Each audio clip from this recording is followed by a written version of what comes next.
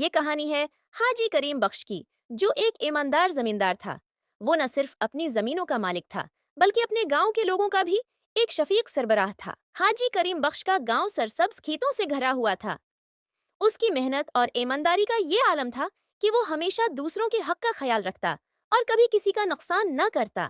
ایک دن اس کے ملازم رمیش نے کہا، مالک، اگر ہم کھاد میں ملاوٹ کر لیں یا پانی چوری کر لیں تو پیداوار زیادہ ہو سکتی ہے اور ہمارا منافع بھی دوگنا ہو جائے گا۔ حاجی کریم بخش نے رمیش کو گھورا اور نرمی سے کہا، بیٹا، حرام کی کمائی کبھی سکون نہیں دیتی۔ اگر ہم لوگوں کا حق ماریں گے تو ہماری فصل میں برکت کیسے ہوگی؟ یہی اصول اس کی زندگی کا بنیادی اصول تھا اور اسی وجہ سے اس کا گاؤں خوشحال تھا۔ ایک سال شدید خشک سالی نے گاؤں کو اپنی لپیٹ میں لے لیا۔ بارش نہ ہونے کی وجہ سے کھیت پیاسے رہ گئے اور کسانوں کی فصلیں تباہ ہونے لگیں۔ اس نے اپنے تمام ملازمین کو جمع کیا اور کہا، دیکھو بھائیو، یہ آزمائش کا وقت ہے۔ اگر ہم مل کر صبر کریں گے تو اللہ ہمیں اس کا اجر دے گا۔ میں چاہتا ہوں کہ کوئی بھی مزدور یا کسان بے روزگار نہ ہو۔ جو تھوڑا بہت ہے ہم آپس میں بانٹ لیں گے۔ اس کے الفاظ سن کر کسانوں کی آنکھوں میں آنسو آ گئے۔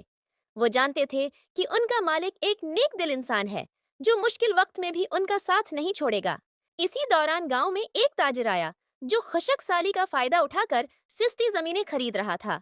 اس نے حاجی کریم بخش سے کہا، اگر آپ اپنی کچھ زمینیں بیچ دیں تو میں انہیں اچھے داموں خرید سکتا ہوں، آپ کو بہت منافع ہوگا۔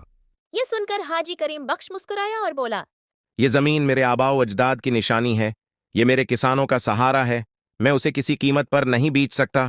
تاجر نے لالچ دیا، میں تمہیں دوگنی قیمت دے سکتا ہوں۔ لیکن حاجی کریم بخش کی دیانت داری کبھی پیسے کے لالچ میں نہیں بکی۔ اس نے کہا، جو چیز میرے ضمیر کو گوارا نہ ہو وہ میں کبھی نہیں کروں گا۔ یہ زمین میری نہیں، میرے گاؤں کے لوگوں کی ہے، میں ان کے ساتھ دھوکہ نہیں کر سکتا۔